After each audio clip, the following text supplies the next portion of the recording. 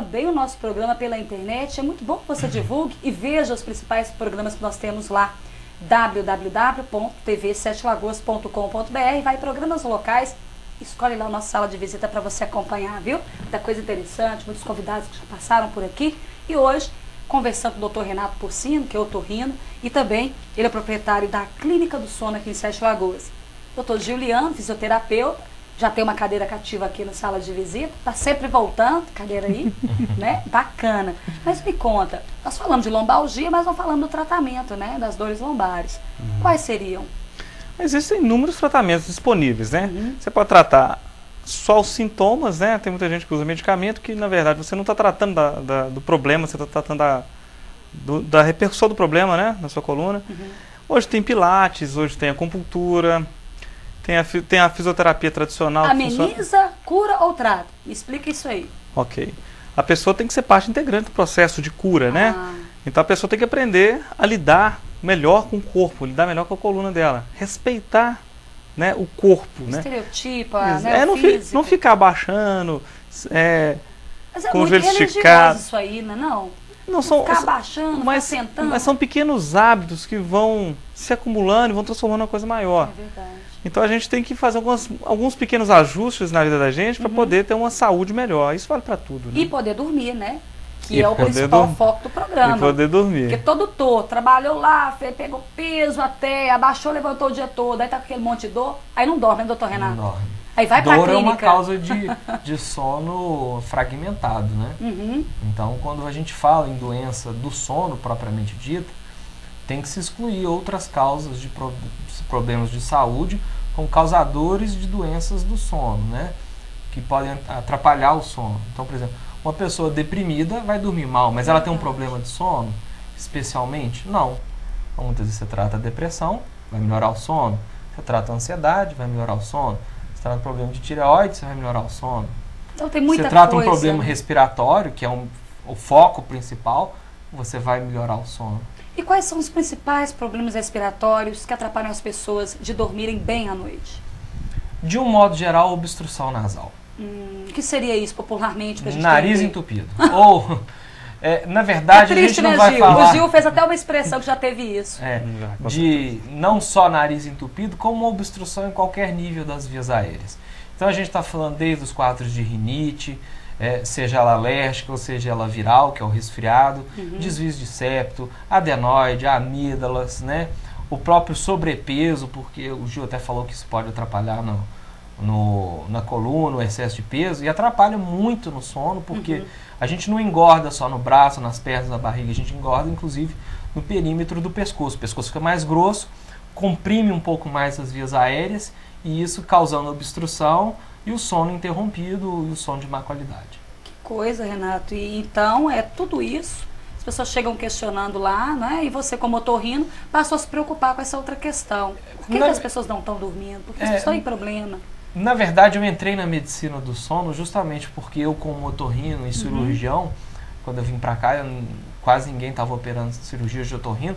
E uma das coisas que me chamou a atenção é que sempre que eu operava e melhorava a respiração das pessoas, uma dos alívios dos sintomas que os pacientes me diziam no pós-operatório, eu falei, olha, eu estou dormindo muito melhor. Foi quando eu fui para São Paulo e fui fazer medicina do sono. Foi a sua especialização, no caso? Sim, é uma área de atuação que eu trouxe aqui para Sete Lagoas justamente para poder dissecar melhor esse assunto, melhorar o entendimento de por que a pessoa que dorme mal melhorava depois que respirava melhor depois de uma cirurgia ou de um tratamento clínico para as vias aéreas. Coisa. Então, essa foi uma observação. E aí eu falei, olha, eu tenho que entrar nisso aqui, e comecei a ver quem que eram os expoentes. E o maior laboratório do mundo do sono é em São Paulo, foi onde eu fiz minha especialização. Então, a coisa do Brasil, hein, Gil? Tá forte no Brasil, tá forte, sem dúvida. O momento é bom no Brasil. E por causa de todos os problemas que o brasileiro tem também, né? Tem salário que não tem, é só pesadelo, não dá pra dormir com o salário que se ganha muitas vezes, né, Gil? Dá dor em todo lado, né? Não só dói tudo, né? Isso é um dó, você acorda e não quer ficar acordado. Mas, Gil, os emplastros resolvem para as dores da coluna, dores lombares? Se você tiver muita fé, funciona. Oh, meu Deus. Explica. Mas isso é o paliativo, isso não é... A gente tem que buscar sempre identificar a causa do problema, igual a Renata tá falando. Porque as pessoas têm mania de comprar as coisas para resolver o problema mais rápido. Imediatamente, né? Então a gente vai falar muito de emplastro e de anel, que eu vou te perguntar daqui a pouco. Na verdade, você falando de tratar as consequências sem avaliar as causas, isso induz a um grande problema lá no laboratório do sono, porque muitas vezes as pessoas dormem mal porque tem obstrução de vias aéreas, queda de oxigenação do sangue, e o cérebro normalmente mantém um sono mais superficial para a pessoa poder tomar a respiração de novo, voltar a respirar. Tá. Então, a consequência disso é que ela acorda cansada no outro dia. Então ela vai num médico conhecido ou num balcão de farmácia, olha, estou dormindo mal, O que você me estou indica? cansado. O que eu indico? Remédio para dormir. Ixi. E aí o que isso faz com o problema do sono? Piora, porque se o cérebro tem que manter o sono mais superficial para a oxigenação se manter em níveis normais, quando você toma um remédio para dormir, a queda de oxigenação tem que ser muito maior para o cérebro acordar a pessoa para ela poder voltar a ventilar. E isso agrava a qualidade do sono, com consequências, inclusive, para o sistema cardiovascular.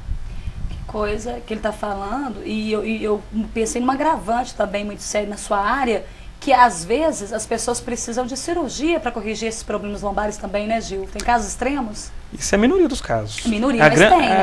A grande minoria, isso quando a dor já irradia para a perna, né? A pessoa vai perdendo a força. Atrapalha a locomoção. Vai perdendo o equilíbrio, a pessoa já perde a força na panturrilha, né? A força de impulsão.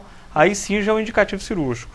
Mas isso é a minoria dos casos. A maioria dos casos é o seguinte: as dores passam muitas vezes espontaneamente, mas o problema continua. Continua. E tem que curar, tem que tratar Exatamente. Então, mesmo a dor passando, a pessoa tem que buscar, identificar, através de um especialista, identificar o que causou aquilo ali. Pode ser uma hernia de disco, até esquistossomose pode causar dor lombar. Ah, é? A esquistossomose pode causar uma Isso doença depois de compressiva. muitos estudos aí na medicina, para se descobrir isso, né, Gil? Exatamente. Mas no consultório, na prática, a maioria das pessoas, elas têm umas pequenas hernias de disco, ou bico de papagaio, né? Em que a coluna, na verdade, é uma pilha de tijolos, né? São tijolos empilhados, separados por um disco, que é o cimento, na verdade, né? E com o tempo, esse cimento vai desidratando, ou seja, envelhecendo, e as vértebras vão ficando próximas umas das outras, e vão tendo atrito, vão chocando umas com as outras, e vão gerando aqui bico papagaio. Só que o bico papagaio é consequência do problema. Exatamente. Não é a causa. Não é a causa. Né? A causa é a desidratação do disco, mas como melhorar aquilo ali? É aumentando a musculatura que circula a sua coluna, né? Musculatura principalmente a profunda do abdômen. Não adianta ficar fazendo abdominal para frente, que esse músculo abdominal não tem relação com a coluna, mas os abdominais laterais, os profundos, os oblíquos, eles têm relação. E isso é importante de estar explicando para o paciente quando ele chega no consultório. Exatamente. E você faz isso mesmo, né, Gil? Exatamente. Então, emplastro não resolve. Anel resolve, como estão se vendendo aí no mercado? Na verdade, esse anel é um dilatador nasal. Como é que é o nome dele mesmo? Tem um nome comercial, mas enfim. Não, propaganda não, mas é um dilatador nasal. Na verdade, o que ele faz? O nariz tem 4 áreas na profundeza dele. Dentro da área externa, que é a área 1, 2, 3 e 4. Até 5, na verdade. E a área 2, que é a área da válvula nasal, que é essa região aqui, é a área mais estreita do nariz. Então, se a pessoa tem uma alergia, se ela tem um desvio de septo nessa área, que já é naturalmente estreita, e estreita-se ainda mais, ela vai ter mais obstrução do que o normal, vai roncar, vai dormir de boca aberta, etc. Então, o que esse dilatador faz? É um adesivo com um metal que ele vai dilatar essa área aqui e vai dar uma sensação de conforto. Mas esse, como a gente está sempre falando aqui do emplastro, quer dizer, a gente está sempre tratando consequência.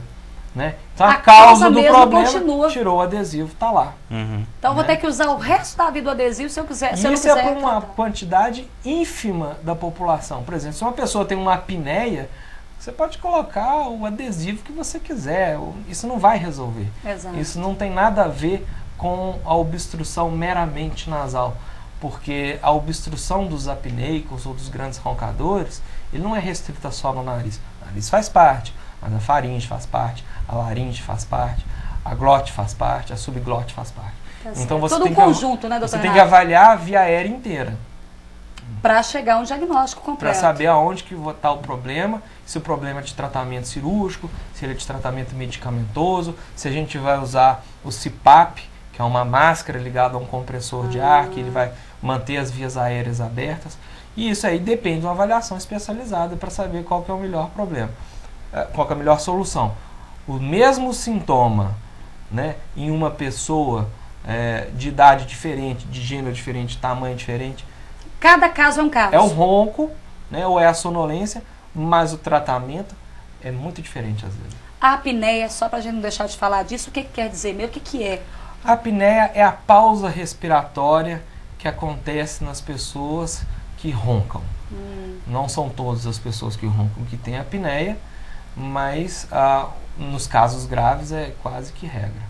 Então essa pausa respiratória de noite, ou quando a pessoa dorme, ela leva a uma queda de oxigenação. Então uma pessoa que tem a queda de oxigenação traz uma sobrecarga cardiovascular. Essa sobrecarga cardiovascular é risco aumentado para hipertensão, arritmias, infarto, doenças coronarianas, diabetes, tá? E por aí vai.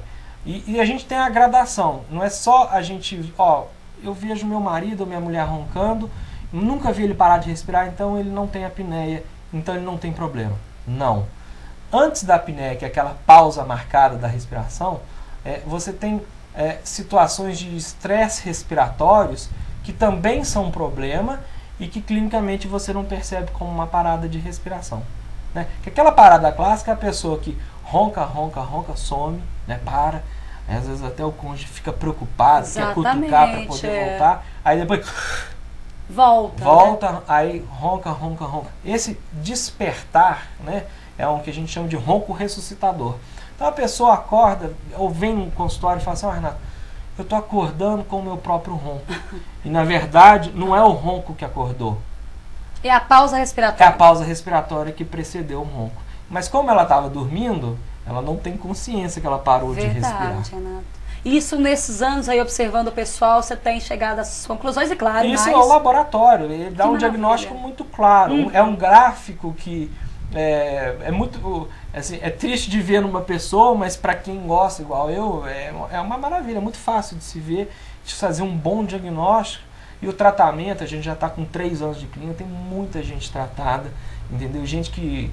casamento de quarto separado, entendeu? Tudo gente isso que não consegue brincar com os filhos porque está cansado, não consegue estudar, trabalhar, déficit de memória, desinteresse sexual, entendeu?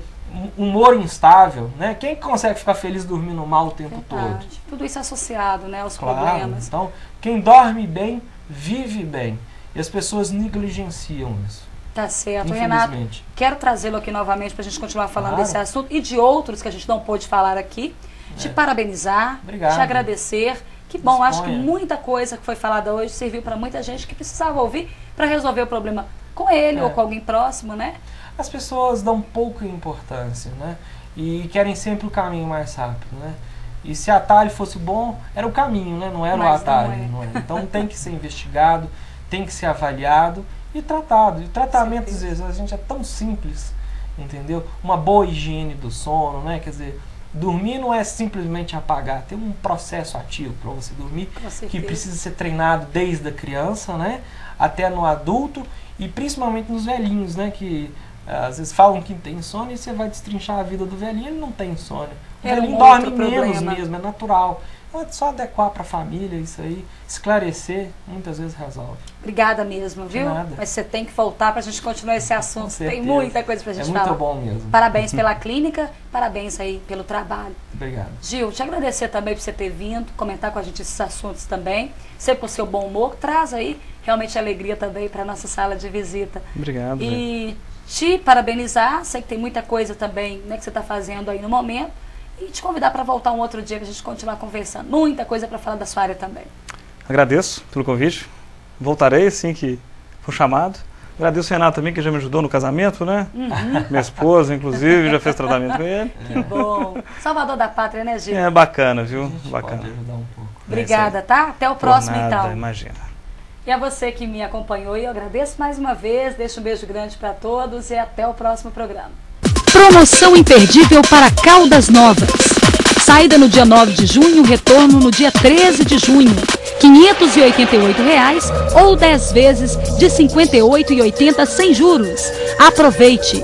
E olhe, no mês de julho, saída para Caldas Novas todos os dias. Pacotes também em 10 vezes sem juros. Consulte a Lourdinha Turismo.